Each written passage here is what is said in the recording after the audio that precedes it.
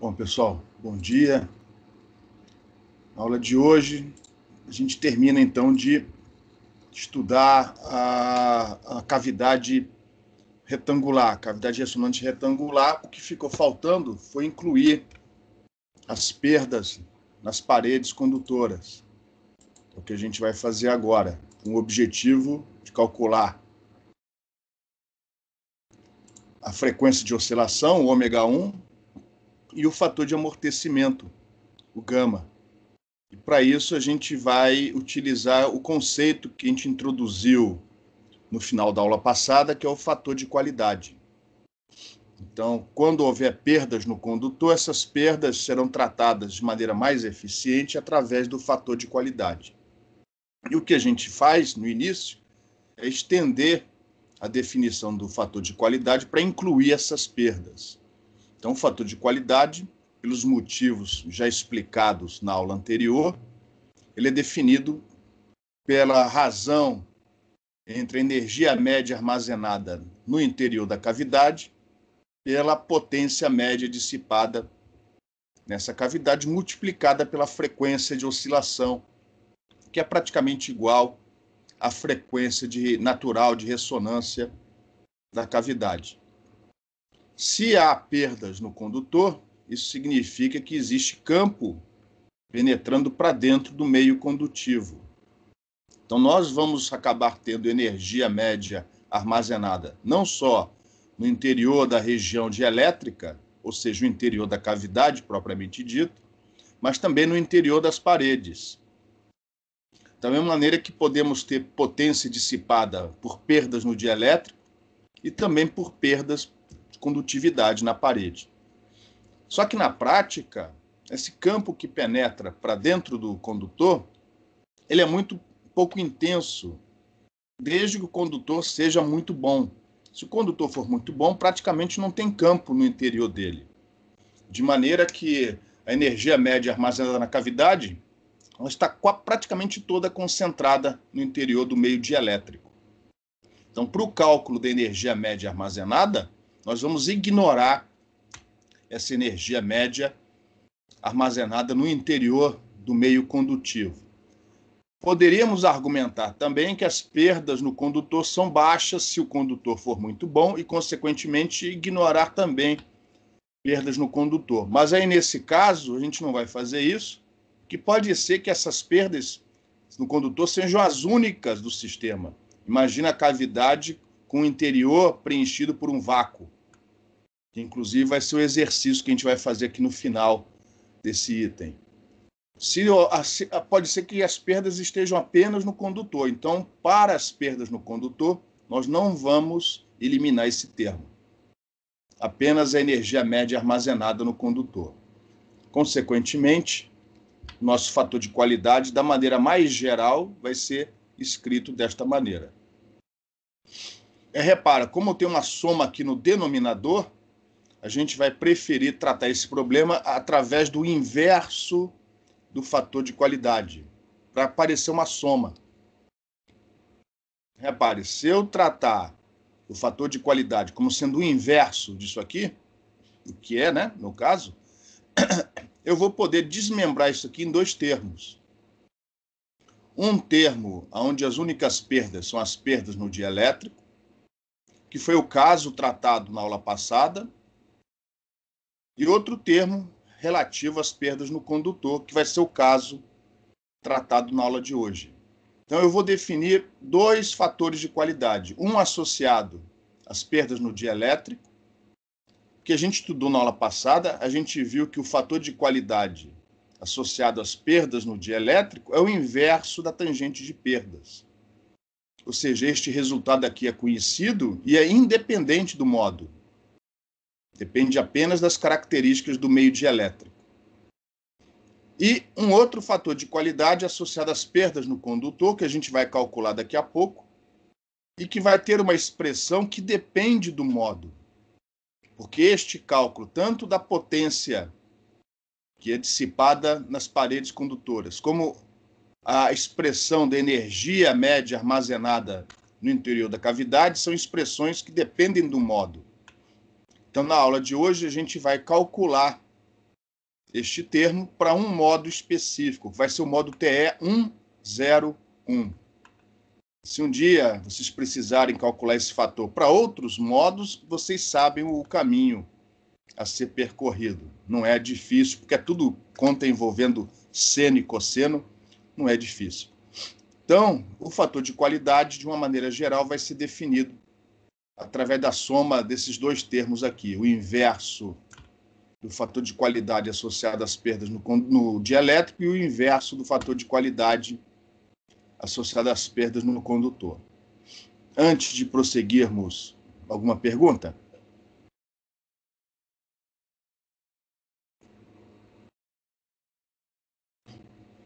Então, o fator de qualidade associado às perdas no dielétrico, a gente calculou na aula passada, é igual ao inverso da tangente de perdas.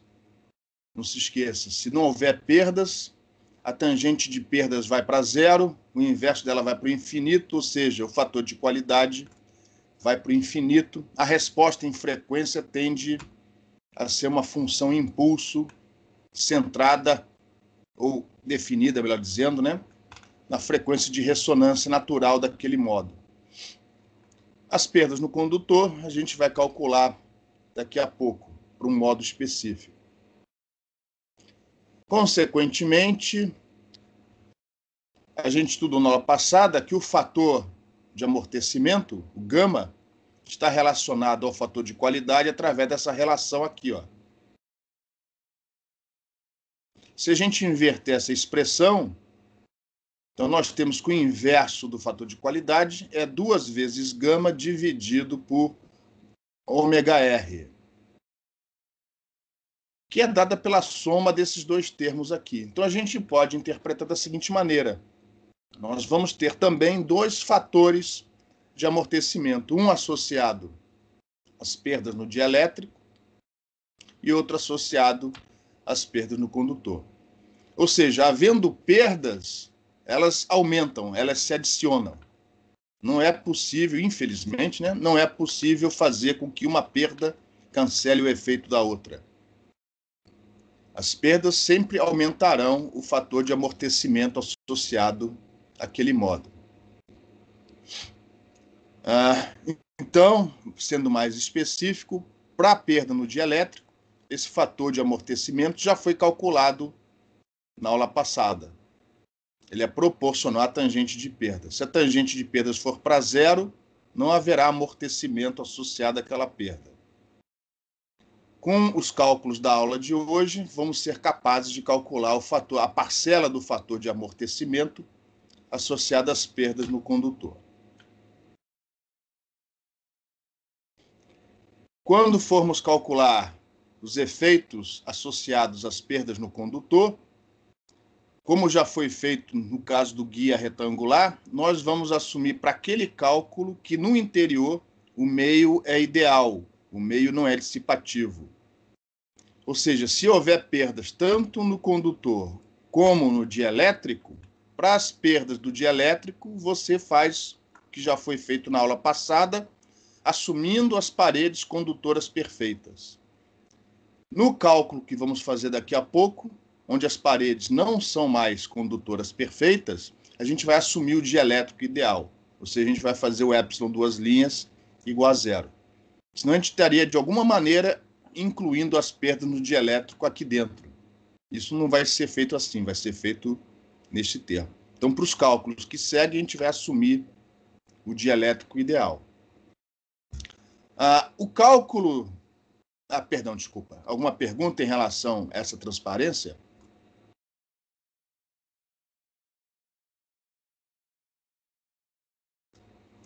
O cálculo do fator de qualidade associado às perdas no condutor não é um cálculo trivial. Se fôssemos fazer de maneira rigorosa, a gente teria que começar tudo de novo, porque como tem campo dentro do meio condutivo, as condições de contorno mudam. Não é mais componente tangencial do campo elétrico nula naquelas 6 paredes. Vai mudar para componentes tangenciais do campo eletromagnético, E e H, contínuas. Aí teríamos que expandir em campos, tanto em modos, enfim, tanto no interior da cavidade como fora da dentro da parede condutiva, e obrigar que as componentes tangenciais sejam contínuas em todos os pontos de todas as paredes. É um problema complicadíssimo, talvez até nem tenha solução analítica. Então, o que a gente vai fazer? A gente vai limitar o estudo ao caso onde o condutor é muito bom, um condutor quase perfeito, ou seja, a condutividade do metal muito maior que ômega epsilon, epsilon daquele metal. E aí nós vamos adotar uma teoria análoga ao que já foi feito antes na linha de transmissão, no guia retangular, que é utilizar o conceito de impedância de superfície e utilizar isso daí para calcular a potência dissipada nas 6 paredes, somando as contribuições de todas as 6 paredes. Para isso, a gente precisa da corrente induzida na superfície de cada parede, e essa corrente induzida é aquela calculada assumindo a parede no limite dela ser um condutor perfeito. Então, essa densidade de corrente na superfície das paredes, né, no interior da cavidade, depende do campo magnético, ou seja, depende do modo em questão. Cada modo terá uma fórmula correspondente diferente. Aqui a gente vai fazer para um determinado modo. Então, essa é a fórmula, mais uma vez, que a gente vai utilizar para achar as perdas na parede condutora. Então, em toda a superfície, em toda a cavidade. Isso aqui não é, enfim, isso aqui é uma integral de superfície, da superfície que forma o interior da cavidade. E aqui a gente não vai calcular a potência por unidade de comprimento, a gente vai calcular a potência mesmo. Vamos integrar na área das 6 paredes. Então, isso aqui, na verdade, é uma integral de área, apesar do símbolo não estar indicando desta maneira. É uma integral nas 6 paredes da cavidade. E essa densidade superficial de corrente é aquela que é dada através da distribuição do campo magnético, como ele se comporta em cada uma dessas 6 paredes.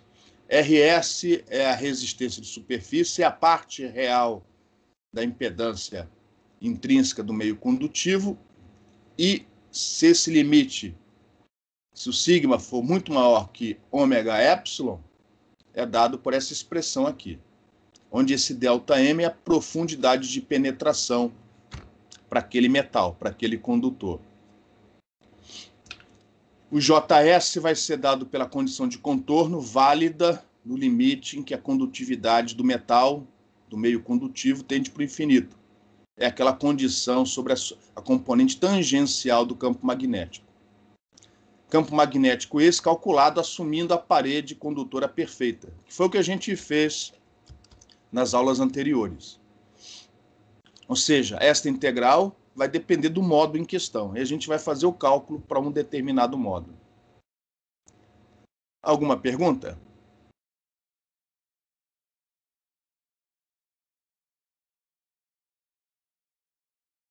Então, o modo que a gente vai escolher, como exemplo, vai ser o modo TE101. Esse é o modo fundamental, ou seja, o modo que possui a menor frequência de ressonância, se a dimensão D for maior que a dimensão A, que por sua vez maior que a dimensão B.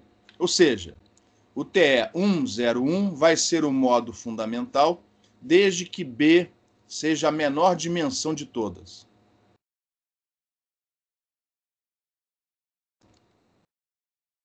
Para isso, a gente precisa da expressão do campo magnético daquele modo.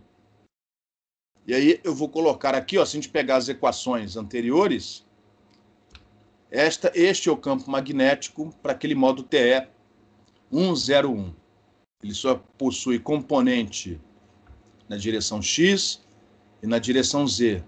A componente HY é nula. E a amplitude, que é desconhecida até a gente saber quais são as fontes, né, que geram esse modo no interior da cavidade, essa amplitude H101, ela vai ficar aqui colocada em evidência. Mais tarde, na hora que a gente for calcular o fator de qualidade, essa amplitude vai sumir, vai desaparecer.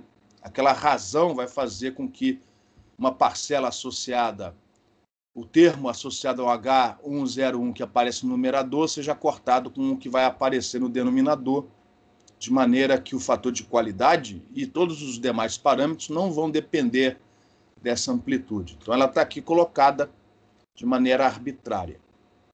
E aí a gente vai, então, agora, nessa transparência, apresentar as densidades de corrente em cada uma das 6 paredes, sempre lembrando que a parede é interna à cavidade. Então, a normal, a superfície, o N, aponta sempre para dentro da cavidade. Por exemplo, se eu não estiver enganado, a gente vai começar, como sempre, pela parede em x igual a 0.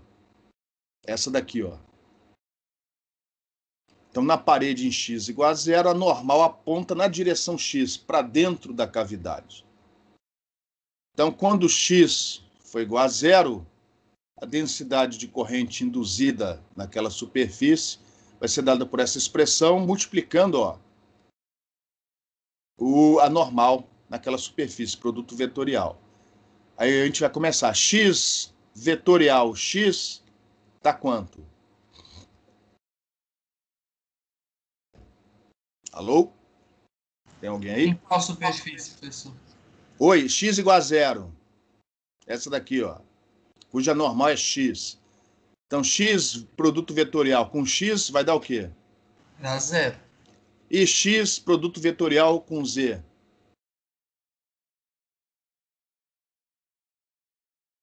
Olha Vai a dar figura. Y. Menos y. Então, na parede em x igual a 0, vai dar isso daqui, ó. Menos o H101 seno de πz dividido por d, apontando na direção y. A direção até não vai importar, porque a gente vai precisar depois do módulo disso ao quadrado. Mas, de qualquer maneira, está aqui a expressão do JS. Esse termo sumiu porque em x igual a 0, o cosseno vai dar 1. Por isso que ele sumiu daqui. A próxima parede vai ser em x igual a A. Essa daqui, ó. A normal vai agora apontar na direção menos x. Mas em x igual a A, esse cosseno vai dar menos 1. Então, no final, na parede em x igual a A, o JS vai ter a mesma expressão da parede em x igual a 0. Na hora que a gente for integrar o módulo disso ao quadrado nas paredes, significa que o resultado na parede em x igual a 0 vai dar igual ao da parede em x igual a A. Então, a gente só vai fazer uma das integrais e multiplicar o resultado por 2, ó, porque o módulo é o mesmo.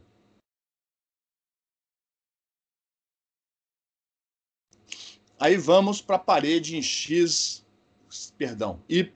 igual a 0. Essa aqui de baixo, ó. Em y igual a 0, a normal aponta na direção y. Y vetorial x vai dar em que direção? Menos Z. Menos z. E y vetorial z? X. Mais x. Então, esta vai ser a expressão para a densidade de corrente na parede em y igual a 0. Ou seja, na hora de tirar um módulo ao quadrado, vai ser o módulo ao quadrado disso mais um módulo ao quadrado disso. A integral vai ter 2 termos no integrando. Mas como é tudo seno e cosseno, no final das contas não vai ser tão complicado assim. Para a parede em cima, em y igual a b, a normal aponta para baixo, na direção menos y. Então a expressão vai ser esta daqui com um sinal de menos, aqui. Mas não importa, porque o que a gente precisa é do módulo disso ao quadrado. E, consequentemente, a integral na parede em y igual a 0 vai ter o mesmo resultado da integral na parede em y igual a b. Então, a gente só vai integrar uma vez e multiplicar o resultado por 2. E, finalmente, as duas últimas paredes. Em z igual a 0, repare que em z igual a 0 é a parede lá de trás, a normal aponta na direção mais z. Então, você vai ter aqui z vetorial x, vai dar na direção y. Então, esse termo fica. Fazendo z igual a 0, ou seja, esse cosseno vai dar 1. E depois vai ter z vetorial z que some. Então, lá na parede de trás, voltamos a ter uma expressão mais simples para essa densidade de corrente. E na parede da frente, em z igual a d, essa aqui da frente, a normal muda de sentido, ela vai ser agora na direção menos z, mas esse cosseno vai dar menos 1, então a expressão é a mesma. E mais uma vez a gente observa que, na hora que calcularmos um módulo disso ao quadrado, a integral na parede em z igual a 0 vai dar o mesmo resultado da integral na parede em z igual a d. A gente vai só calcular um deles e multiplicar o resultado por 2. Então, na prática, só vamos precisar integrar em 3 paredes. Por exemplo, na parede em x igual a 0, na parede em y igual a 0 e na parede em z igual a 0. Somar os resultados e multiplicar por 2. E isso vai nos dar, segundo a aproximação adotada, a potência dissipada nessas 6 paredes, em watts. Antes de prosseguirmos com as integrais, alguma pergunta?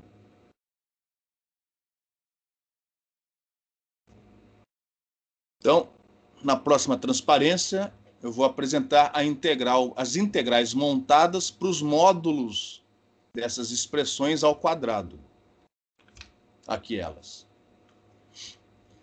Essa aqui é a integral na parede, por exemplo, em x igual a 0, onde as variáveis de integração são y e z.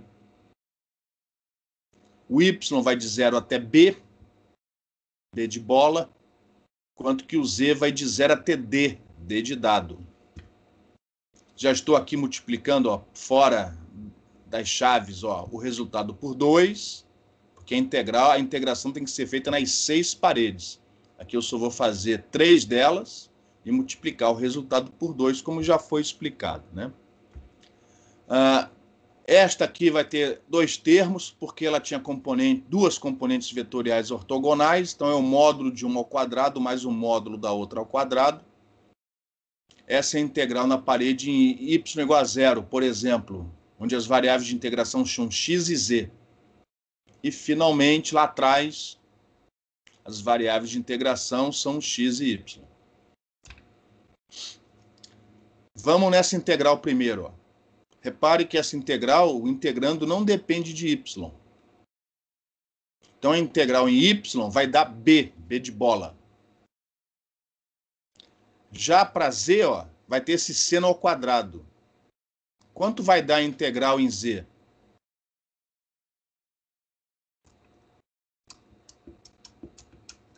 Vocês já fizeram isso várias vezes em teoria de circuitos, para achar valor médio, através de valor de pico, valor RMS. Quanto dá essa integral aqui? O valor médio da senoide ao quadrado. Você pega o pico e divide por raiz de 2, Por exemplo, como está ao quadrado, dividido por 2. vai dar d sobre 2. Então, esta integral aqui vai dar b vezes d dividido por 2. Aí. Aqui, ó, repare, tem seno e cosseno ao quadrado, um para x, outro para z. Então, aqui vai dar a sobre 2 e aqui vai dar d sobre 2. Aqui também vai dar a sobre 2 e aqui vai dar d sobre 2. Então, os dois resultados, a menos dessa constante que aparece aqui, esses dois resultados vão dar a vezes d dividido por 4. Sendo que um deles aparece multiplicado por esta razão ao quadrado aqui, ó. Então, esta integral dupla vai dar isso aqui. E, finalmente, aqui embaixo, ó, vai dar a sobre 2 vezes b. Ou seja, a integral vai dar a vezes b dividido por 2 vezes este termo aqui. Em relação a essas integrais, alguma pergunta?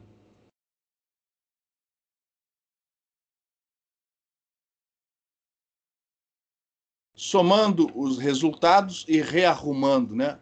esses termos, nós vamos ter que a potência dissipada nas paredes condutivas é dada por essa expressão aqui.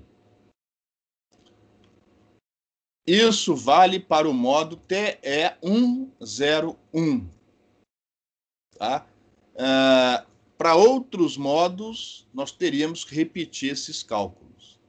Pode ser até que para um modo ou outro modo específico apareça o mesmo resultado. Tá? Mas, em geral, cada modo vai ter a sua expressão, vai ter a sua dependência com a geometria, e você tem que refazer esses cálculos. Você vê que não é tão... é chato, mas não é complicado, porque essas integrais são fáceis de serem avaliadas. Provavelmente, em algum livro, se vocês procurarem, vão achar fórmulas para todos os possíveis modos. Aqui a gente só vai apresentar a fórmula para o modo TE101. Apareceu o módulo da amplitude H101 ao quadrado. Isso aqui, no final, vai acabar cortando quando você fizer a divisão pela energia média armazenada no interior da cavidade. E, mais uma vez, esse RS é a parte real da impedância intrínseca do condutor, do eta do condutor, que, por sua vez, é dada por essa expressão no limite que o condutor tende a ser um condutor perfeito. Tudo que tiver índice M é relativo ao meio condutivo. E o ΔM, mais uma vez, é a profundidade de penetração para esse condutor. Em relação a essa transparência, alguma pergunta?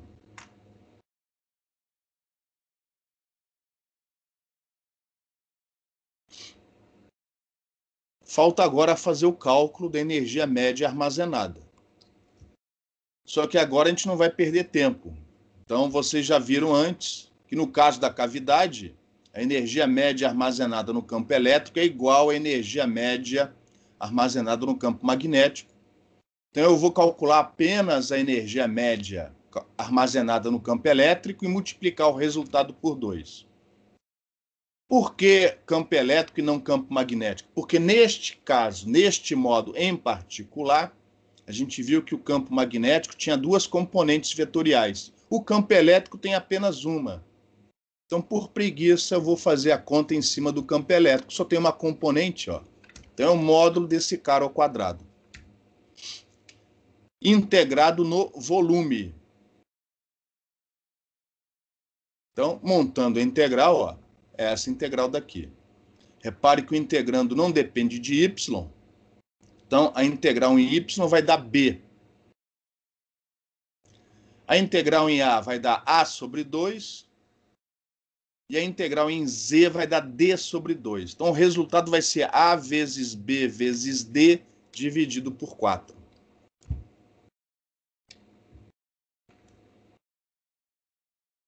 E aí, multiplicando pelas demais constantes, chegamos na expressão da energia média armazenada no campo elétrico. E eu já fui direto, ó, aqui para baixo.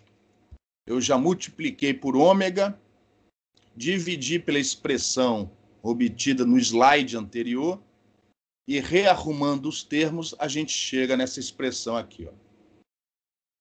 Então, observe que o fator de qualidade associado às perdas no condutor depende do modo.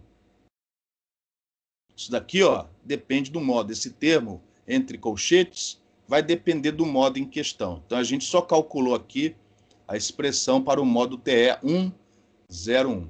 Dadas as dimensões, este vai ser o fator de qualidade daquele modo, tá? E lembrando que esse cálculo é feito assumindo o dielétrico ideal. Então, aqui, ó, o epsilon é real, é a parte real do epsilon, caso o dielétrico tenha perdas. Se o dielétrico for ideal, é a própria permissividade daquele dielétrico. Tudo que tiver M refere-se ao condutor. Então, o que eu fiz aqui foi simplesmente tirar fora a expressão RS e já coloquei aqui em função da condutividade do metal, do condutor, e da sua profundidade de penetração. Então, isso aqui é uma característica do metal. Mas isso aqui, ó, é uma característica do modo que eu tenho no interior da cavidade. Então, para esse cálculo, para eu chegar nessa expressão, foi levado em consideração que o dielétrico é ideal. O K dele é real.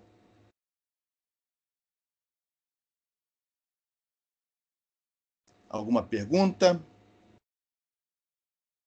Deve ter algum outro comentário aqui embaixo. Tá.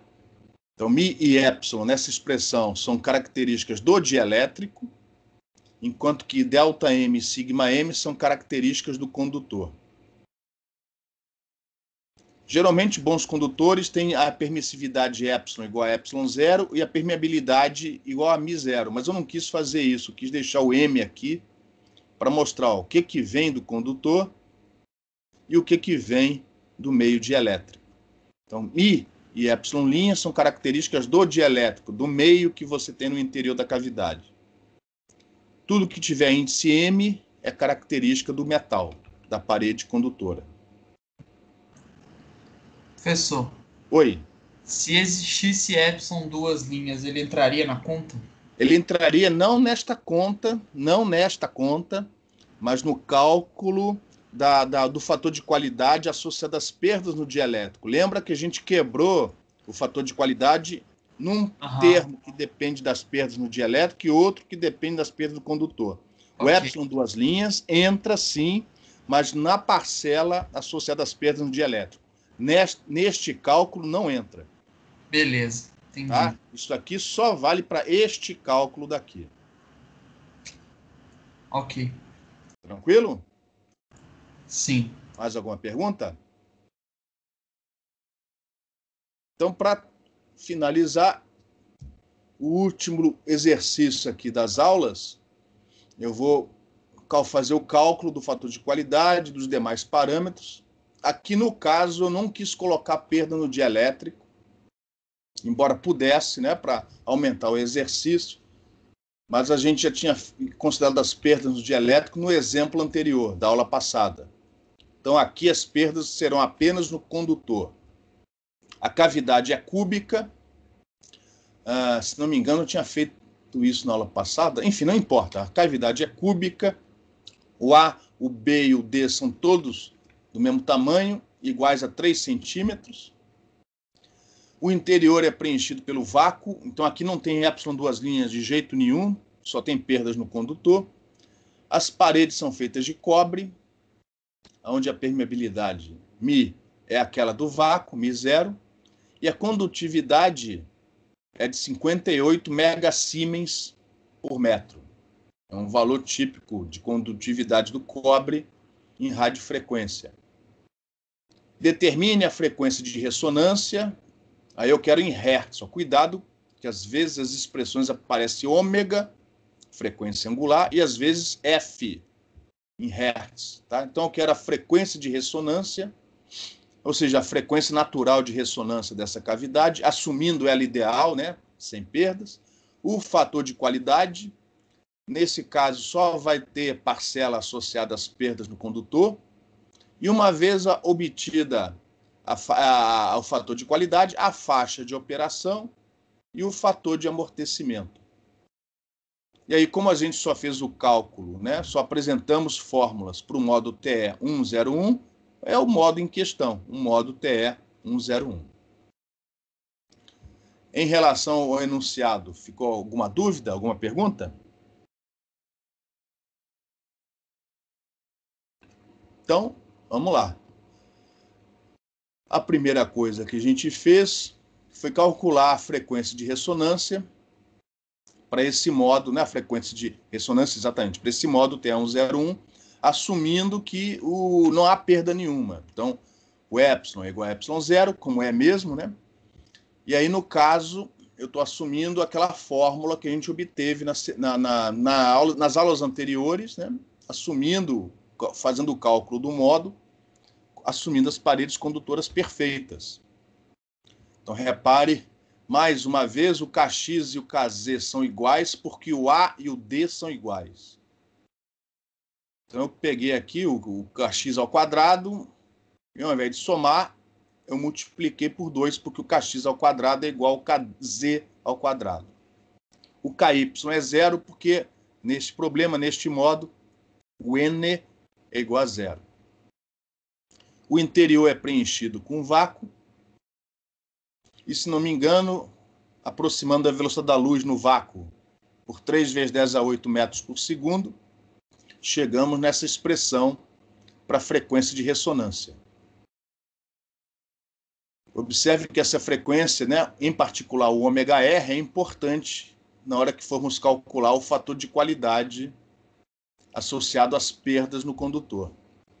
Então, a gente precisou fazer esse cálculo logo de cara. Para este problema, deu 7,071 GHz.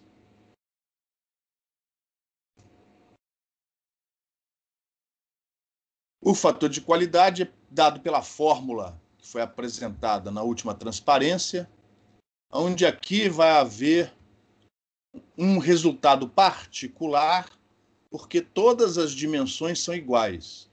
Então, pelo fato de todas as dimensões serem iguais, antes de substituir valores aqui dentro, dá para você diminuir essa expressão. Então, você pode fazer literalmente antes de plugar lá dentro os 3 centímetros. Porque você, se fizer literalmente antes, né, A igual a B igual a D, isso aqui vai dar uma reduzida boa. E, consequentemente, você faz menos contas e, consequentemente, a probabilidade de erro diminui, desde que você saiba manipular isso literalmente. Mas eu acho que antes de manipular isso literalmente, a gente vai fazer esses cálculos aqui, né?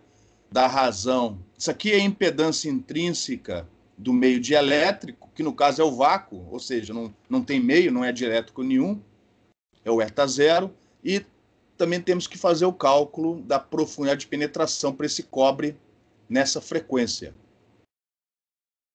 Então, antes de fazer a manipulação da expressão entre colchetes, eu acho que a gente apresenta aqui os cálculos desses 2 termos aqui, ó. Então, tá lá. No caso particular deste problema, o dielétrico não é dielétrico, é o vácuo. Então, a gente vai usar aqui a aproximação 120 pi ohms. Se você quiser algo mais preciso, aí tem que, de cabeça, eu só sei até a segunda casa decimal. Tá 376,73 e uns quebrados, né? Aí você tem que usar os valores do μ0 e do ε0. Mas muita gente aproxima isso por 120 pi ohms para o vácuo. A profundidade de penetração, repare, depende da frequência, então você vai usar a frequência de ressonância. Todo o cálculo é feito em torno da frequência natural de ressonância daquele módulo. Então é a frequência que foi usada aqui, ó. Não se esqueça, ômega tem que multiplicar por 2π, 2πf. A permeabilidade é do vácuo, 4π vezes 10 a menos 7 henries por metro, e a condutividade, 58 megasiemens por metro. Então, no final, fazendo as contas deu 7,9 vezes 10 a menos 7 metros. Ou seja, como esperado, né? O cobre é um excelente condutor em radiofrequência. A profundidade de penetração da ordem de microns.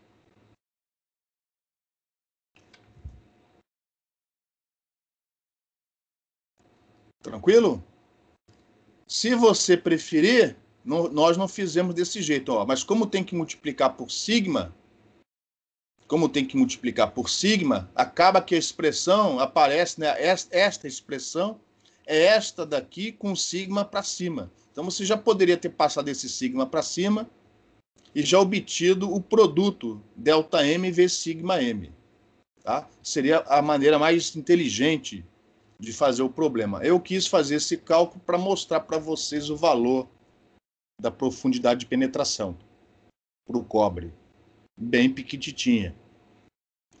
Mas para fazer o problema, né, a gente poderia ter pego já esse termo no denominador, passado aqui para cima, o cálculo já daria esse produto direto, sem ter que ficar fazendo muita conta. E, finalmente, ó, se você fizer o A, o B e o D iguais dentro dessa expressão, vai dar simplesmente raiz de 2 dividido por 3. Ou seja, quando o A, o B e o D são iguais, esta expressão não depende das dimensões. vale para qualquer valor de A, ou seja, de A, de B e de D. Isso simplifica conta e diminui a probabilidade de erro, né? E, finalmente, fazendo as contas, está aqui o delta M, está aqui o sigma M, está aqui o termo entre colchetes. No final, ó, o fator de qualidade associado às perdas no condutor, que é o único fator de qualidade no problema, porque o dielétrico, neste caso, não tem perdas, deu 12.724,37. Em relação a essa conta, a esse resultado, alguma pergunta?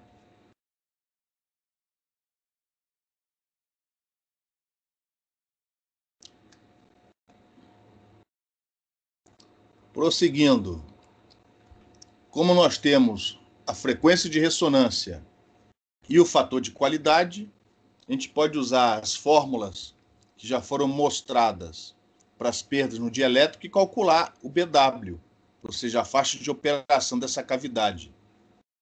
Então está lá a frequência de ressonância, o fator de qualidade, fazendo as contas, deu 5,56 vezes 10 a 5 Hz, ou seja, mais ou menos meio megahertz. Professor, Meio megahertz por uma frequência... Oi? Não, aqui, desculpa te interromper. Ah. Eu queria perguntar se tem algum valor, a partir de qual valor que um fator de qualidade pode ser considerado um bom fator de qualidade. Esse é excelente, pô. 12.000. Repare, você tem um BW da ordem de 10 a 5 por uma frequência da ordem de 10 a 9. Significa que a largura da faixa de operação é 10.000 vezes menor que a frequência central. Isso aí é quase um impulso na prática. Então é um bom fator de qualidade. A melhor maneira de você ver isso é comparando a largura da faixa de operação com a frequência central, com a frequência de ressonância. Mais ou menos, querendo aqui fazer uma comparação ruim, mais ou menos como você compararia, né, para um espectro de um sinal. Como é que você determina se o sinal é banda larga ou banda estreita? Comparando a largura espectral dele com a faixa, ou com a frequência, perdão, da portadora. É assim que você... entendeu? Você compara com a frequência central. E no caso, a largura é 10.000 vezes menor que a frequência central. Ou seja, isso é quase um impulso. Ou seja, a operação disso é bem faixa estreita.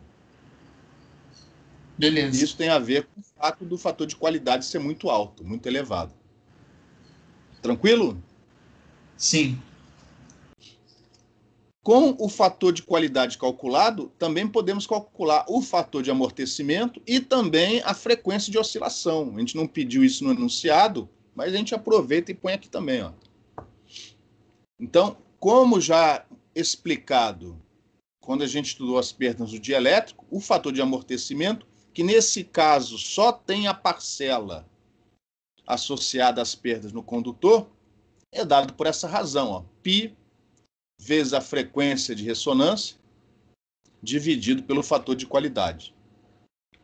Ou, se você preferir, ômega dividido por 2Q. Aí depende do valor que você tiver à mão.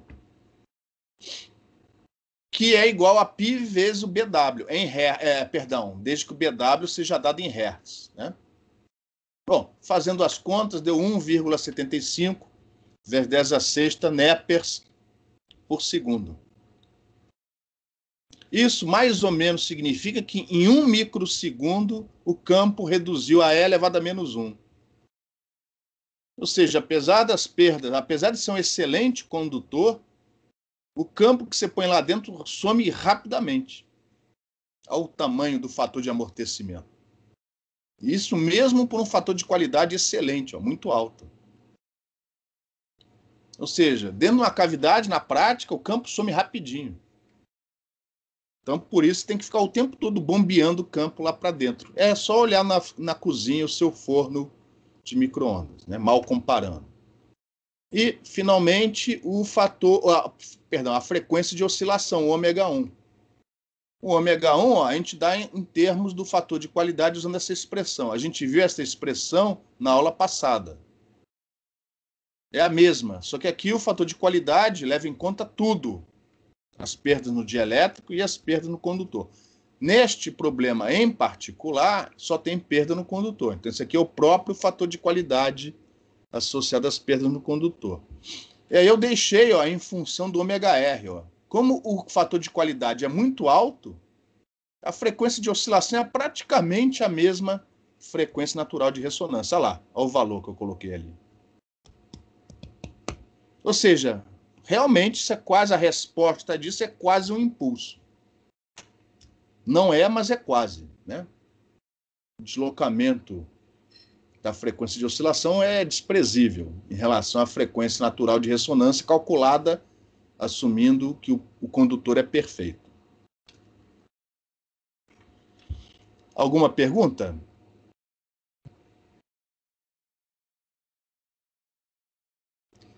E se eu não estou enganado, com isso a gente encerra esse quarto conjunto de transparências, onde a gente viu cavidade, guia retangular e cavidade ressonante. Tá?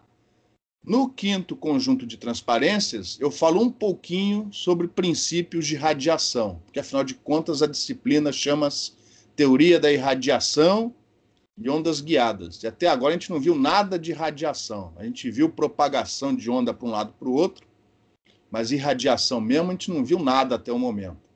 Então a gente aproveita esse finalzinho do curso para falar um pouco sobre teoria de radiação, sobre antenas, né? Geralmente as fontes que geram esses campos são antenas, ou alguns preferem chamar de sensores, ou seja lá o que for, mas são anteninhas, que você ou tem uma antena realmente operando no enlace de rádio, no enlace de micro-ondas, ou um fiozinho que você enfia dentro de um guia, estende lá o condutor interno de um cabo coaxial para dentro de um guia ou para dentro de uma cavidade.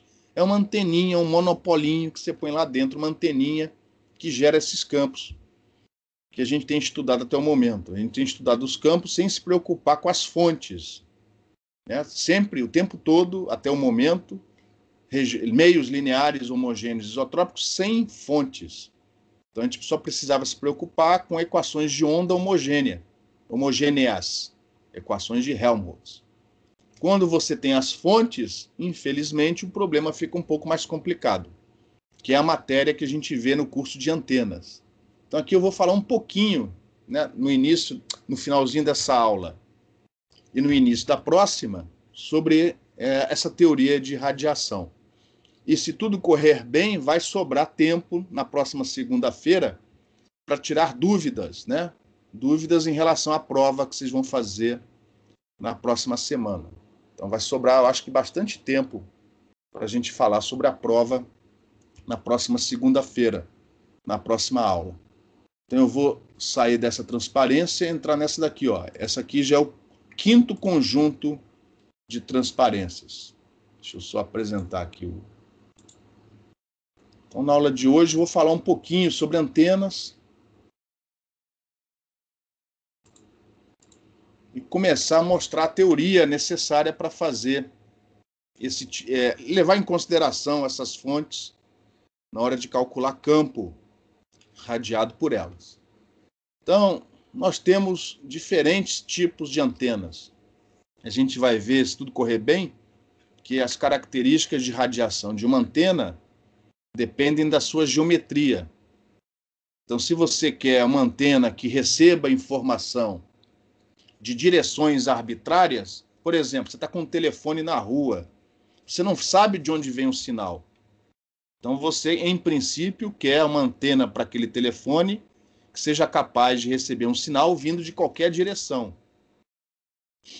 Em outras situações, por exemplo, recepção de TV via satélite. Você sabe onde está o satélite. Então você quer receber daquela direção, você não quer receber de outras direções.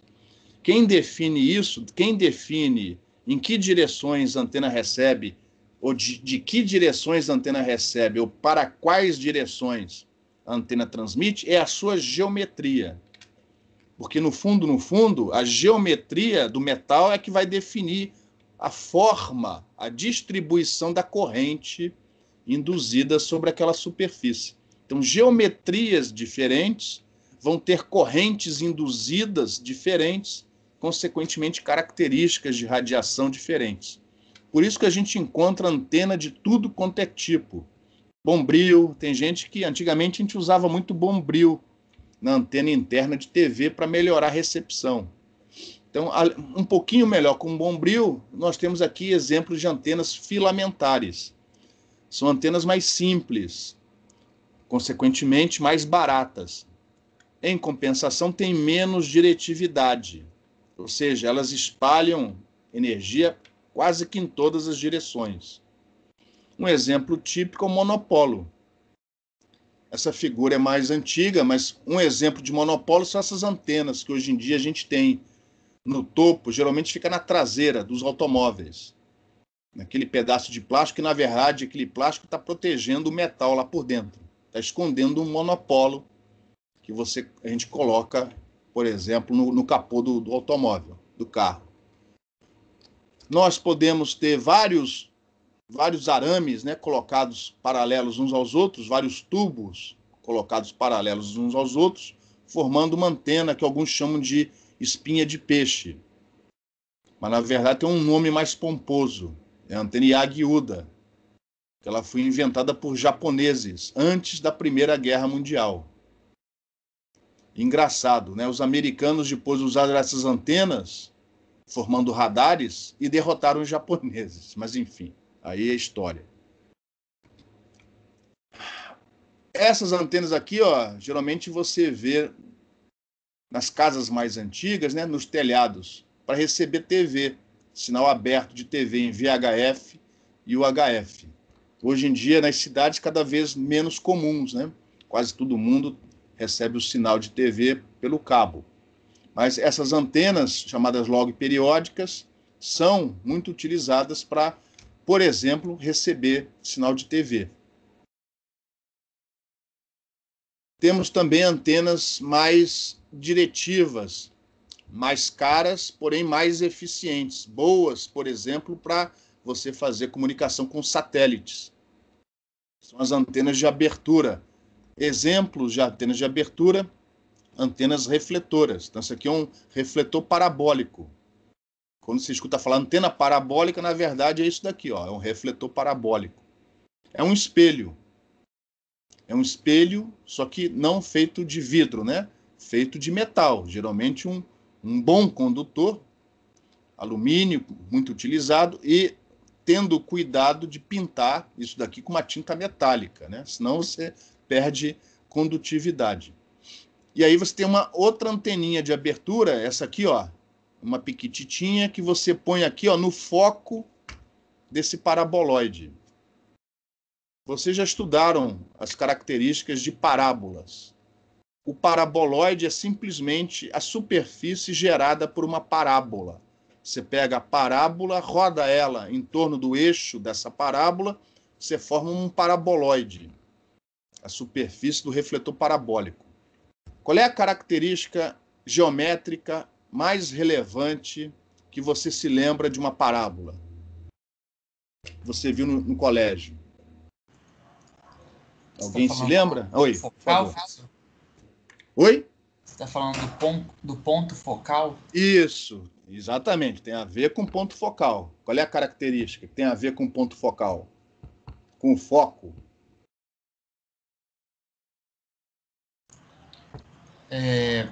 Raios de luz perpendiculares, eles vão ser refletidos para o ponto focal. Perpendiculares ou paralelos? Paralelos, falei errado. Todos os raios que chegam no refletor paralelos ao seu eixo de simetria, né, ao eixo de rotação, são refletidos na direção do foco. No sentido oposto, a gente pode falar o seguinte: todos os raios provenientes do foco são refletidos paralelos ao eixo do paraboloide. Como o eixo é único, significa que todos os raios saem paralelos entre si. Raios paralelos entre si caracterizam a frente de onda com que geometria? Plana? Plana. Raio paralelo, fase constante. Raio é a direção de propagação. Então, a superfície... Qual é a superfície onde a normal aponta em todos os pontos na mesma direção? É um plano.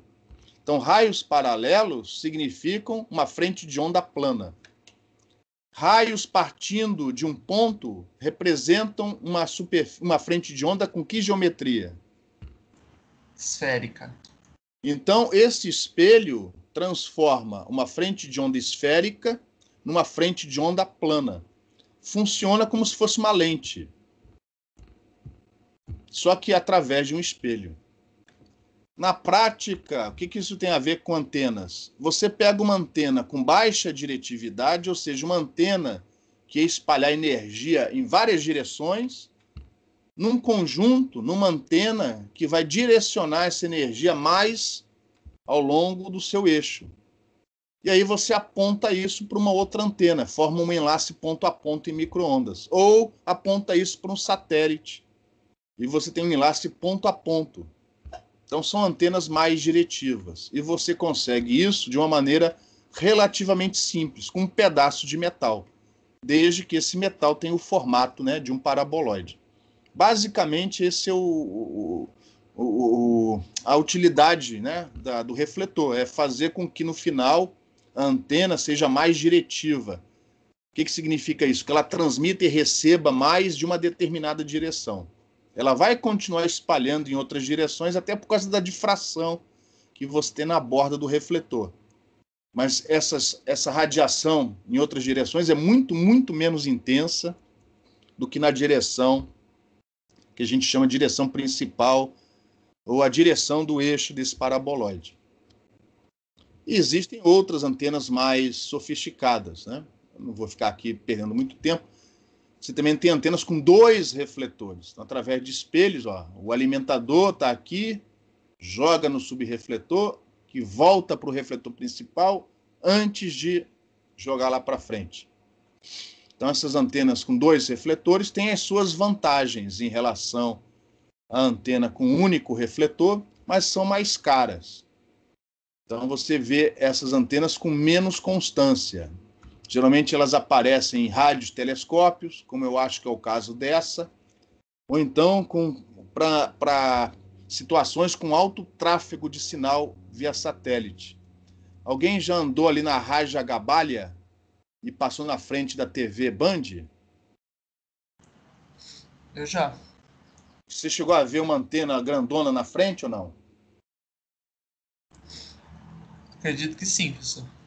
Então, da próxima vez, dá uma olhada. Vai ter uma antena, não é esta daqui, mas é uma antena com 2 refletores, porque eles precisam de um tráfego muito elevado de informação para jogar no link. E vice-versa, para receber também. E distribuir o sinal aqui na região. Então, eles precisam de antenas com um desempenho maior. Aí você parte para uma antena com 2 refletores. E aqui tem um exemplo de cornetinha.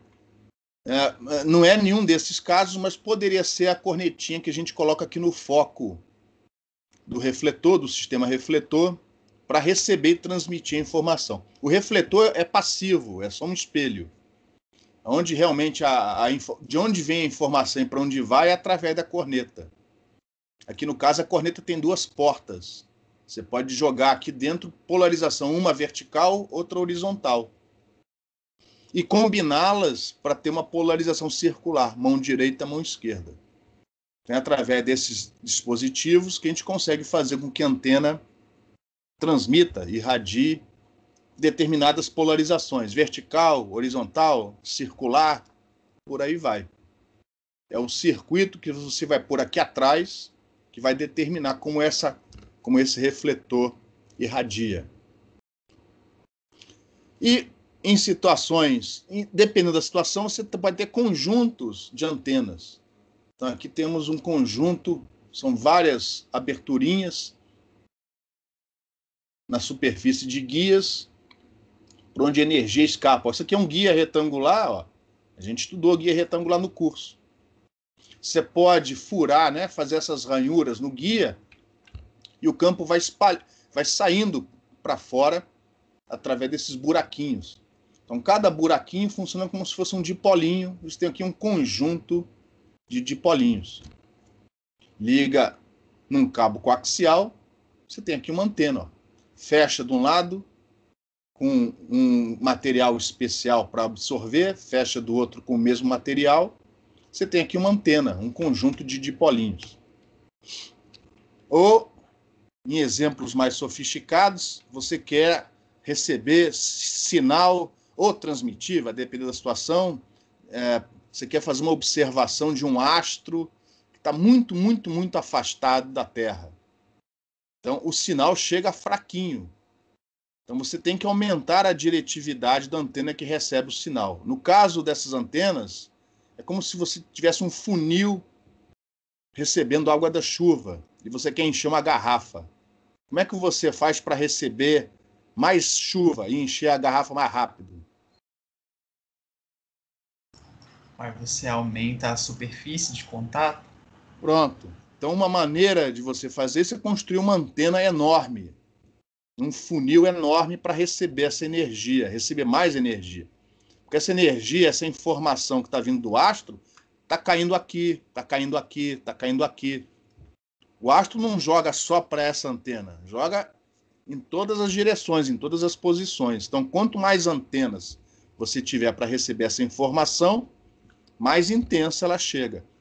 Só que construir uma antena refletora com esse tamanho esse é um negócio muito caro. Então, uma possibilidade é você usar conjuntos, várias antenas menores, operando em conjunto.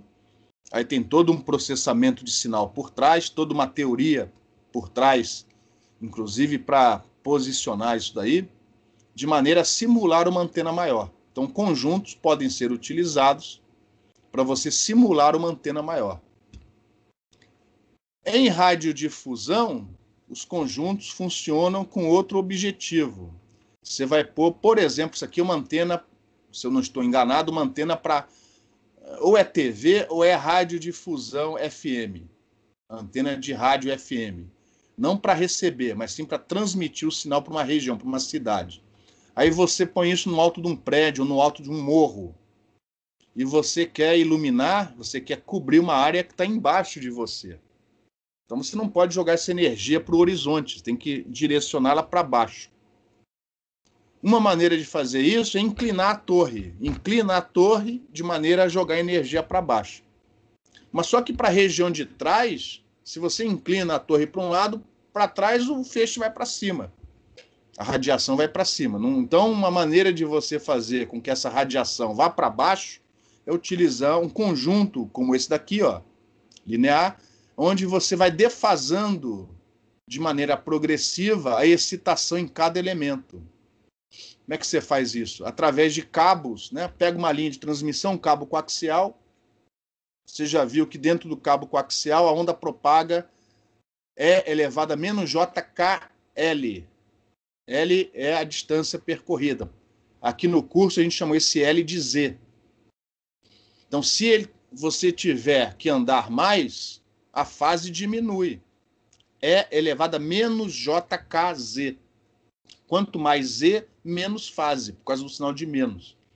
Então, quanto mais comprido for o cabo, menor é o valor do ângulo da fase que chega lá do outro lado. Então, você põe cabos com tamanhos diferentes, chegando em cada um desses elementos, e com isso você consegue uma fase progressiva. Com fase progressiva, você consegue colocar o máximo de radiação na direção que você quiser. E aí você pode projetar antenas para iluminar uma certa região em volta de uma rádio base, de uma torre de transmissão. Um elemento só não ia conseguir fazer isso. Você precisa de 2 ou mais elementos. Você precisa de um conjunto. Então é outro tipo de antena. Toda essa teoria é estudada no curso de antenas. Aqui eu só estou falando de uma maneira bem superficial. Pergunta? O que é essa câmera anecoica? Isso, câmera, boa pergunta, eu estava esquecendo. As antenas, na maioria dos casos, quase totalidade dos casos, são analisadas como se elas estivessem operando no espaço livre, ou seja, sem nada em volta. As consequências do ambiente são estudadas em outra matéria, chamada propagação de ondas de rádio. Em antenas, na esmagadora maioria dos casos, a gente assume que a antena está irradiando e recebendo, né, sem nada em volta. A gente chama isso de espaço livre. Então, a câmara anecoica é um local onde você faz medições de antenas para medir as características elétricas dessa antena, com essas espumas especiais. Em alguns pontos, essa espuma tem uns picos, como se fossem pirâmides. Então, isso daqui é para simular o espaço livre. É um material que, numa certa faixa de frequência, ele absorve quase toda a energia eletromagnética que incide sobre ele. Ou seja, a radiação que vem para cá, ela não é refletida pela parede. Na verdade, ela é, mas muito pouquinho. Então, é como se essa antena estivesse funcionando sem nada em volta dela. É para simular espaço livre. Legal. Também existem câmeras anecoicas para som. Você já entrou em alguma câmera anecoica para som? Tipo de estúdio para gravar? É. A filosofia é mais ou menos a mesma. A diferença é que uma é onda mecânica, a outra é onda eletromagnética. Mas é a mesma filosofia.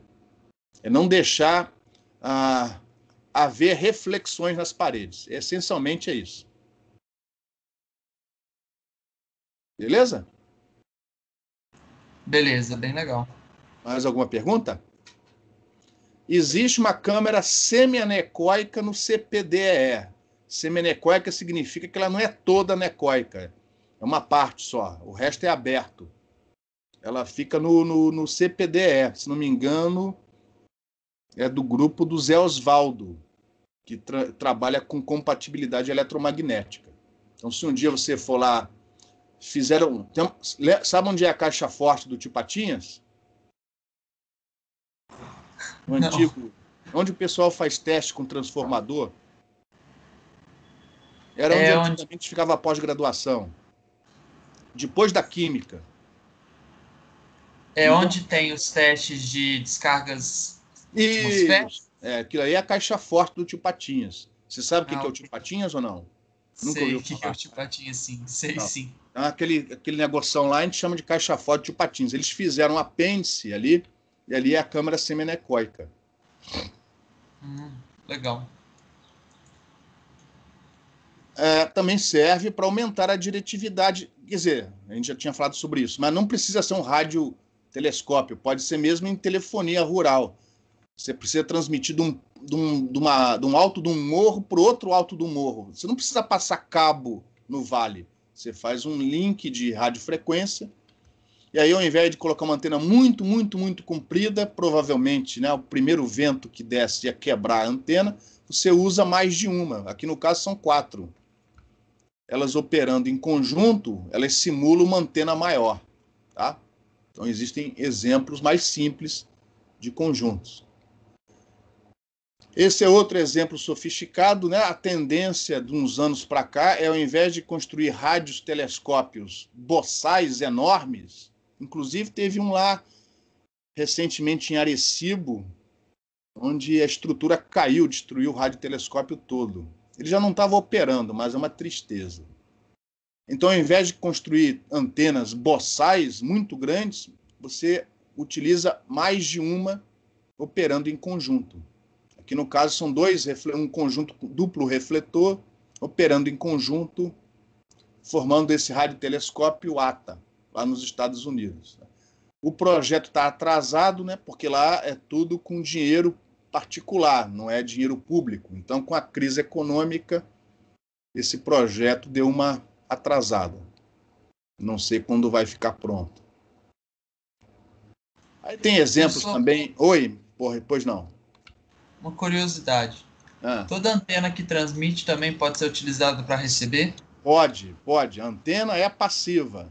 O que vai decidir se ela está transmitindo, recebendo, ou as duas coisas simultaneamente, é o circuito que você põe por trás dela. É o que você Ok. põe no outro lado da linha de transmissão. Se do outro Uhum. lado da LT você puser um transmissor, ela transmite. Se do outro lado você puser um receptor, ela recebe. Se do outro lado for um rádio que transmite e recebe, ela transmite e recebe.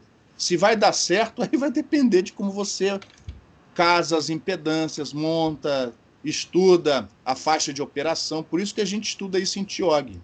A faixa de operação do guia, até onde a linha de transmissão pode ser utilizada. E aí você monta um sistema. Aham. Beleza? Aham, bem legal. Mas ela é passiva, ela serve tanto para transmissão como para recepção. Aí já é um exemplo mais sofisticado de um satélite. É como se fosse um olho em radiofrequência, é como se fossem retinas. Cada pontinho desse recebe informação de uma direção. E através de processamento de imagem, você transforma aquilo numa foto. Não é uma foto, né? Foto, como já fala, é ótica, né? Chega fóton, chega luz, né? E aí você revela o filme ou utiliza essas máquinas digitais, você tem uma foto. Isso aqui, ó, através da informação que vem do radar, você monta o que seria, depois de processada a informação, você põe cores, no caso aqui em preto e branco, mais escuro, mais claro, e você tem uma foto em RF. Isso aqui é uma foto ótica, uma máquina fotográfica lá em cima tirou uma foto, e aqui é utilizando um radar como esse.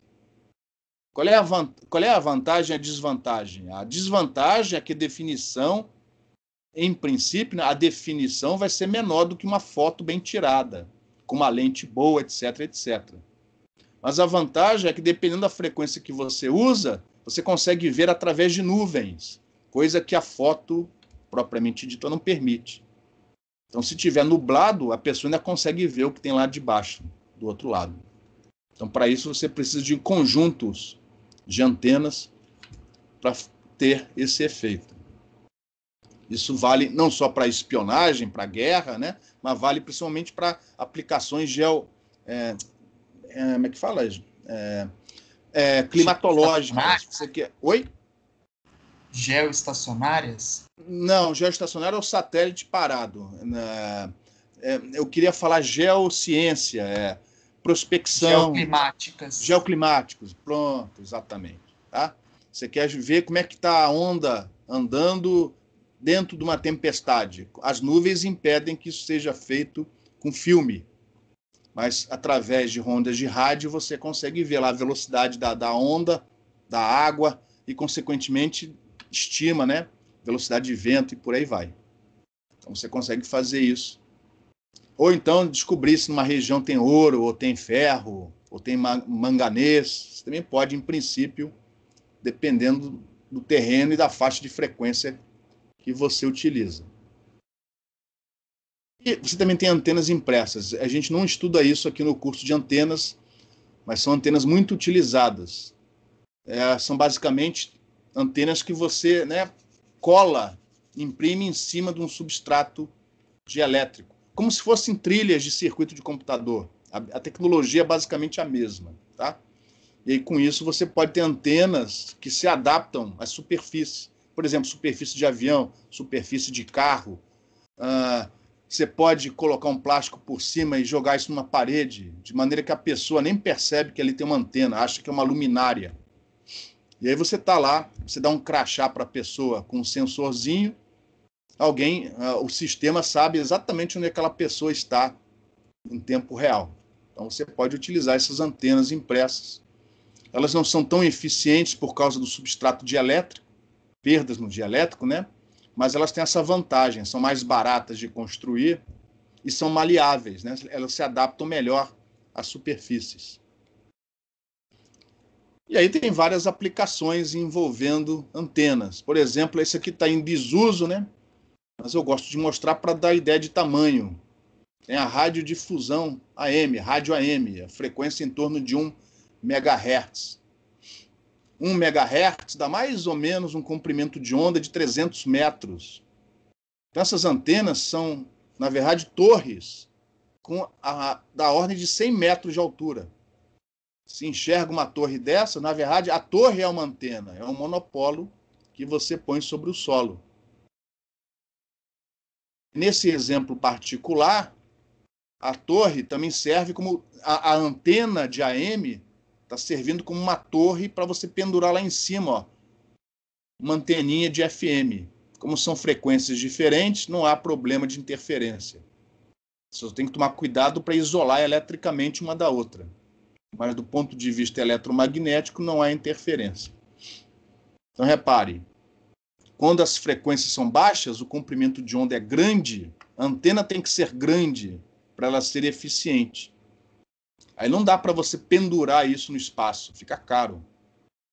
Então ela tem que ficar sobre o solo. E geralmente isso acarreta numa onda de superfície, que é um mecanismo de propagação nessas frequências mais baixas. Mas aí a frequência vai aumentando, e a gente chega em VHF e UHF. TV aberta, rádio FM, o comprimento de onda é menor, consequentemente as antenas ficam menores, elas já podem ser penduradas em torres. Aí já geram aquelas ondas espaciais, que suficientemente afastadas vão virar ondas TEM. E aí, nessa situação, toda aquela teoria que vocês aprenderam com onda plana, velocidade de fase, velocidade de grupo, polarização, pode ser aplicado para estudar as características de propagação dessas antenas. A onda não vai ser plana, vai ser esférica. Mas tirando isso fora, as características são idênticas. Então aí você recai nisso que vocês estudaram quando vocês viram ondas planas. O circuito aqui atrás, ó, repare, esse elemento aqui, ó, isso aqui é um dipolo dobrado, está sendo alimentado por um cabo coaxial. Repare, você tem aqui uma linha de transmissão terminado numa carga. É a teoria que vocês estudaram para a segunda prova. Do outro lado da linha de transmissão vai ter um gerador. Então, você tem um gerador, uma linha de transmissão, a antena. Vocês já sabem, em princípio, né, se vocês tiverem a impedância equivalente dessa antena, vocês já sabem como fazer para calcular a potência radiada por essa antena. É a mesma teoria apresentada em linhas de transmissão. Escolhendo os tamanhos corretos dos cabos, você consegue colocar uma fase progressiva em cada elemento. E com isso controlar a direção do máximo de radiação. Por exemplo, para cima de uma cidade, para cima de uma região, em torno da torre. Essa teoria a gente estuda em antenas, mas como fazer o cálculo do tamanho dos cabos, vocês sabem fazer. No dia que precisar, vocês vão saber fazer.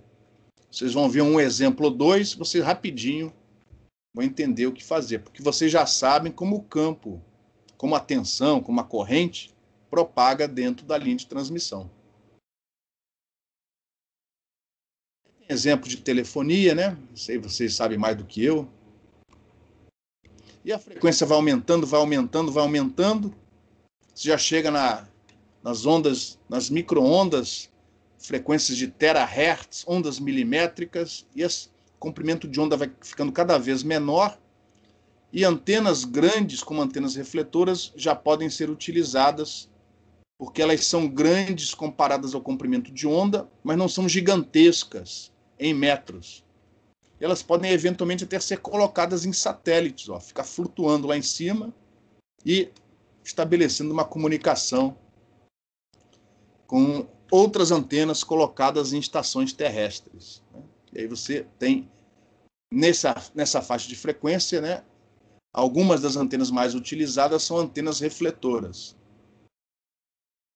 E nos últimos anos, muita investigação tem sido feita para obter dielétricos, né, materiais cerâmicos, enfim, com menos perdas em frequências mais altas para serem usados como substratos em antenas impressas.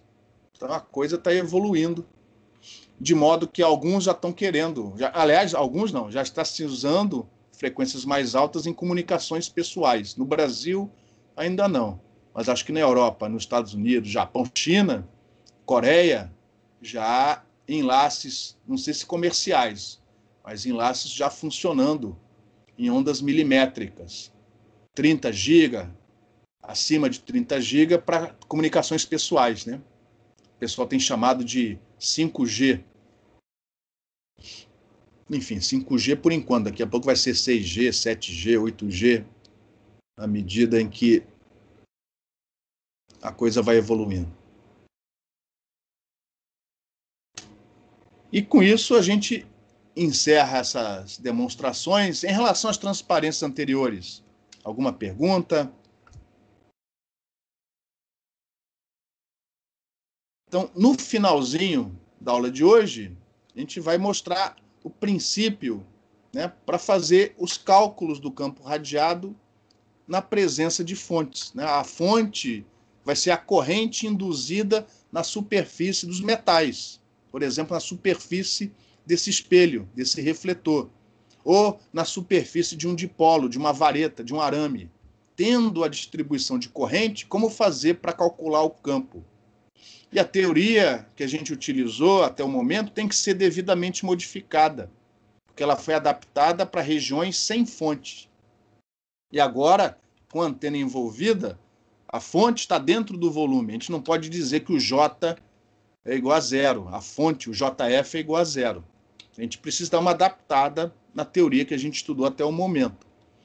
Na verdade, isso já tinha ficado lá para trás no livro do Cheng, ó. Só que eu nunca cobrei isso de vocês. Então aqui eu vou mostrar a teoria, embora em antenas a gente não use o livro do Cheng, a gente use um outro livro mais apropriado para ensinar antenas. Mas a teoria eletromagnética, obviamente, é a mesma. Então essa teoria vocês encontram nessas seções do livro do Cheng. E aí a gente precisa definir uma outra grandeza que não foi definida neste curso até o momento, que é o potencial vetor magnético. E aí a gente aproveita para também definir o potencial escalar elétrico, embora a gente não utilize esse potencial escalar elétrico muito em antenas. A gente praticamente só utiliza o potencial vetor magnético. Tá?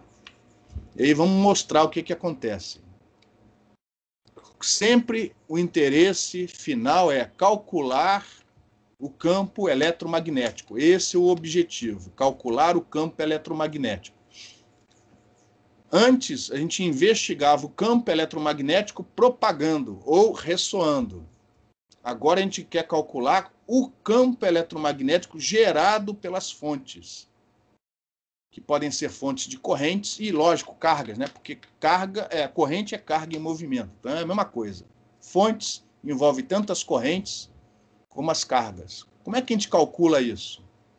Aí vamos lembrar, lá no início do curso, das equações de onda. A gente tinha já chegado nessas equações. Vocês podem até não estar lembrando mais, mas nós chegamos nessas equações. São as equações de onda do campo elétrico e do campo magnético, né? Fasores, né? Fasor campo elétrico, fasor campo magnético, em função das fontes. E, lógico, das condições de contorno, se houver paredes em volta. Em antenas, não vai ter parede nenhuma, a gente vai sempre assumir espaço livre. Em antenas, a gente nem assume perdas. Esse epsilon é real. Aqui eu estou colocando complexo, porque pode ser complexo, pode ter perdas, só para estar de acordo com a notação das notas de aula. Mas em antenas, a gente não põe meio dispersivo. É como se a antena irradiasse num vácuo. Os efeitos do ambiente são vistos em propagação de ondas de rádio. Então aqui estão as fontes. Ó. Quando não há fontes no meio onde a análise é feita, a gente diz meio sem fontes e as equações de onda viram homogêneas. Foram as equações e os problemas que estudamos até o momento. Mas em antenas isso é impossível. A antena é a fonte. Essa fonte representa a antena. Tirar a antena do volume é não entender, é não estudar antenas. O problema é que com essas fontes, né, a equação de onda fica super complicada de ser avaliada. Então a gente precisa de uma grandeza alternativa que possua uma equação de onda mais simples do que a do campo elétrico e do campo magnético, na expectativa de que esse desvio, né, analiticamente, didaticamente, seja mais tranquilo. Ou seja, ao invés de ir direto no assunto, seguindo uma trilha na beira de um penhasco, a gente vai andar por um caminho mais longo, porém asfaltado, mais tranquilo. A gente vai levar mais tempo, mas em compensação, matematicamente, é menos complicado. Isso é feito através do potencial vetor magnético. Em outras palavras, ao invés de calcular o campo eletromagnético direto das fontes, a gente primeiro calcula o potencial vetor magnético. Só para depois, a partir do potencial vetor magnético, calcular o campo eletromagnético radiado por aquelas fontes. É possível calcular o campo elétrico, o campo magnético direto das fontes? É possível, e aliás, é o que é feito na prática. Mas didaticamente é mais interessante, antes de calcular o campo eletromagnético, calcular o potencial vetor magnético, para, no final, a partir do potencial vetor magnético, calcular o campo elétrico e o campo magnético. É assim que se começa todo o curso de antenas. A maneira prática de calcular direto é visto só, por exemplo, na pós-graduação, ou quando for necessário. Na graduação, a gente sempre utiliza o potencial vetor magnético. Bom, e como é que a gente vai definir o potencial vetor magnético? Obviamente é das equações de Maxwell, né? Tem que ser algo que não viole as equações de Maxwell e que, ao mesmo tempo, tenha uma equação de onda mais simples do que estas daqui. Esse é o objetivo do potencial vetor magnético.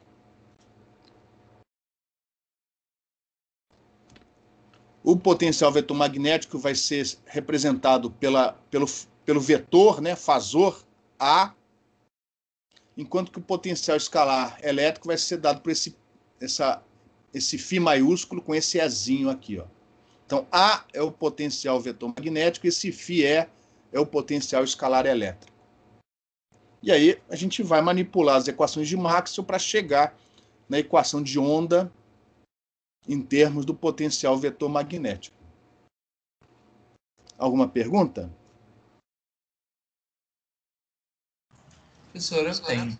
Ah, Como que se define fisicamente o potencial vetor magnético e o potencial escalar elétrico?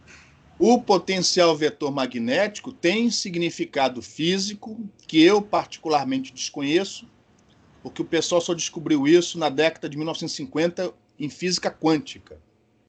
Para nós, o único motivo dele ser definido aqui é matemático, uma grandeza matemática que vai ajudar a gente a fazer um cálculo. Eu sei que existe significado físico para o potencial vetor magnético, mas ele envolve física quântica. Eu não entendo nada de física quântica. Beleza? Ok. Tranquilo? E você sabe, e o potencial escalar elétrico é igual também? O potencial escalar elétrico, no limite em que a frequência tende para zero, no limite da eletrostática, é o potencial elétrico que vocês já estudaram em eletromagnetismo. É a tensão. Ok. Beleza? Mas no limite em que a frequência tende para zero. Ok. Tem a ver o potencial eletrostático. Tem a ver com cargas ou não? Tem o potencial escalar elétrico. Aliás, os dois têm a ver com cargas e correntes. Do jeito como nós vamos definir aqui, o A vai ter a ver com J, com corrente, e o potencial escalar elétrico vai ter a ver com carga. Ok. Beleza? Então, nas próximas transparências, não tem muita justificativa. É manipulação para chegar nos objetivos sem violar as equações de Maxwell. Então, eu não estou aqui seguindo passos históricos. Eu estou seguindo aqui os passos que me levam ao resultado, seguindo o menor caminho que eu conheço, o menor caminho possível. Então, primeiro a gente começa da lei de Gauss magnética. Divergente de B igual a zero. Como a gente vai assumir meio linear homogêneo isotrópico, então o B já está sendo substituído aqui por μH. Mi vezes H, né? Só que a gente sabe do cálculo vetorial que o divergente de um rotacional é identicamente nulo. Então a gente vai simplesmente dizer este B este μ vezes h, é o rotacional de um potencial vetor. E por causa dessa relação, a gente chama isso de potencial vetor magnético, por causa dessa relação. Ou seja, o campo magnético é proporcional ao rotacional de um potencial vetor. No caso, potencial vetor magnético. Então, esta relação já satisfaz a lei de Gauss magnética. Faltam 3. A próxima é a lei de Faraday. Então, rotacional de E igual a menos J ômega μ H, só que o μ vezes H a gente já definiu como rotacional de A. Aí a gente vai passar os dois rotacionais para o mesmo lado. Ó. Já que rotacional é uma operação linear. Só que a gente sabe do cálculo vetorial que o rotacional de um gradiente é identicamente nulo. Então a gente vai definir isso daqui como sendo o negativo, por motivos históricos, o negativo de um potencial escalar elétrico. O negativo de um gradiente de um potencial escalar elétrico. E repare, quando a frequência tende para zero, esse é o potencial eletrostático que vocês estudaram. Só que provavelmente no livro onde vocês estudaram, isso aqui estava representado por uma letra V, de tensão. O potencial escalar eletrostático é um caso particular desse aqui. E aí a gente guarda esta relação no bolso, já temos, se isso for verdade, e isso aqui também, a lei de Faraday e a lei de Gauss magnética são satisfeitas. Próxima, lei de Ampère. E repare, a fonte não vai ser zerada. Nós não vamos sumir com essa fonte, ela vai ficar. Em antenas, o epsilon é real, mas aqui eu vou deixar complexo, só para mostrar que a teoria vale, inclusive, para meios dispersivos, desde que sejam lineares, homogêneos e isotrópicos. Então, repare, eu substituí aqui, neste H, a primeira relação. Por isso que ficou rotacional do rotacional. E do outro lado ficou isso daqui, onde o campo elétrico eu troquei pela segunda relação. Passando uns termos para um lado, uns termos para o outro, eu tenho esta terceira relação aqui, que se for satisfeita, junto com as demais, também satisfaz a lei de Ampère. Então, 3 já foram. E quando a gente olha para o rotacional do rotacional de um vetor, a gente sabe que manipulando isso, a gente chega numa equação de onda. Foi assim que a gente fez para o campo elétrico e para o campo magnético. Então, manipulando um pouquinho mais essa última relação, lembrando que do cálculo vetorial rotacional do rotacional de um vetor é o gradiente do divergente menos o laplaciano, a gente consegue reescrever a última relação desta maneira. Aonde apareceu ômega ao quadrado mi epsilon, eu troquei por k ao quadrado. E olha aqui a forma da equação de onda. Aqui, não tem a mesma forma da equação de onda que a gente estudou antes? Só que olha o lado direito. Eu tinha prometido que a equação de onda ia ser mais simples. Muito pelo contrário, coisa horrorosa. Aí, antes que vocês perguntem, puxa vida, então qual é a vantagem de definir esse potencial vetor magnético? Eu vou tirar um coelho da cartola, sem demonstração, sem prova. A prova vocês encontram, por exemplo, no Wikipedia. Se você colocar lá a prova, teorema de Helmholtz, aparece a prova, aí vocês vão ter a prova. Do teorema de Helmholtz, a gente sabe que um campo vetorial só é totalmente definido, ou seja, só é definido de maneira única, eu vou falar isso sem provar, tá? Se você, além das condições de contorno, conhecer o rotacional e o divergente dele em todo o volume. O rotacional já foi definido na transparência anterior. A gente definiu que B é igual ao rotacional do A. Então, o rotacional do A já foi definido. Falta definir o divergente do A. Enquanto a gente não amarrar o divergente do A, esse A tem infinitas soluções. Então, acreditando nisso que eu falei para vocês e olhando para esta expressão, como é que vocês acham que o divergente do A deve ser definido? Ué, vai dar zero pelas... Isso, exatamente, porra. Não, entendeu? Então, a gente vai definir o divergente do A desta maneira. Isso é chamado calibre de Lorentz. Esse cara daqui, ó, foi o primeiro que usou esta relação, que definiu esse calibre, ou seja, definiu o divergente do A, justamente para a gente chegar numa equação de onda para o potencial vetor magnético mais simples. O lado direito, ó, ela não é homogênea, nem podia ser porque tem fontes. Mas repara, ficou simples. Ficou muito mais simples. E esse é o calibre de Lorentz, que nos traz grandes vantagens. O pessoal, eu não sei se algum de vocês já fez matéria, mas o pessoal de distribuição de energia, rede de alta tensão, como é que chama? Isolamento de raio, como é que chama isso? Aterramento, etc, etc, não usa o calibre de Lorentz, usa o calibre de Coulomb, por outros motivos, que são mais interessantes para frequências mais baixas. Para frequências altas, antenas, micro-ondas, propagação, o calibre de Lorentz é o mais interessante. Eu estou falando isso só para dizer para vocês que o calibre de Lorentz não é o único.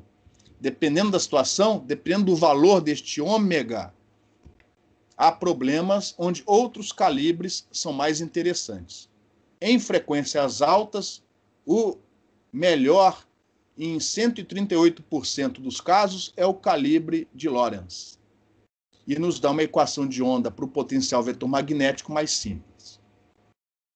Bom, se você continuar, você vai chegar numa equação de onda escalar para o potencial elétrico em função da carga fonte, ó.